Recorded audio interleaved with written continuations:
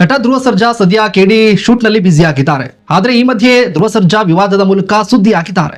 ಜಗ್ಗುದಾದ ಸಿನಿಮಾದ ನಿರ್ದೇಶಕ ಹಾಗೂ ನಿರ್ಮಾಪಕ ರಾಘವೇಂದ್ರ ಹೆಗ್ಡೆ ಧ್ರುವ ಸರ್ಜಾ ವಿರುದ್ಧ ದೂರು ಕೊಟ್ಟಿದ್ದಾರೆ.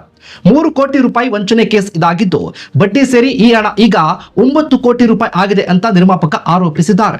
ತಮಗೆ ವಂಚನೆ ಆಗಿದೆ ಅಂತ ನಿರ್ಮಾಪಕ ರಾಘವೇಂದ್ರ ಹೆಗ್ಡೆ ಮುಂಬೈನ ಅಂಬೋಲಾ ಪೊಲೀಸ್ ಠಾಣೆಯಲ್ಲಿ ದೂರನ್ನ ಕೊಟ್ಟಿದ್ದಾರೆ.